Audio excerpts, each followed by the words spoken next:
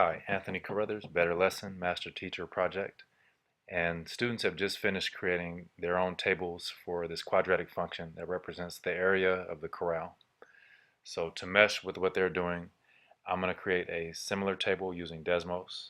So I've already set the table up with x and then the expression 15x minus 1.5x squared that represents the area.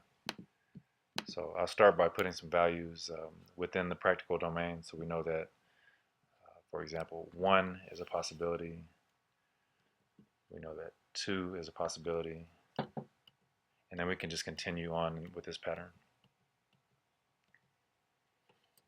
And so students hopefully will be able to see that the table of values that I've gotten and the graph that I've gotten pretty much mirror what they've gotten.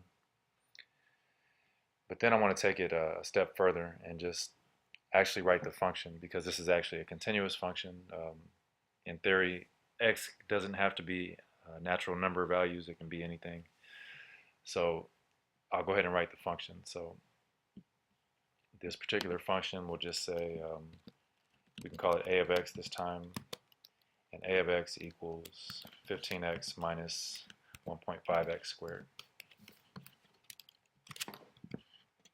Okay, and we'll see it, of course, fits through the data. And if we were to analyze the graph, we should be able to see where this function has its maximum. And the maximum occurs when the x value is 5, and the maximum area that occurs is 37.5, in this case meters squared.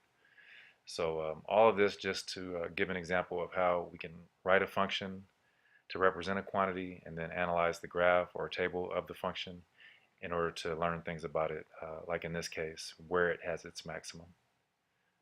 So once again, Anthony Carruthers, Better Lesson, Master Teacher Project.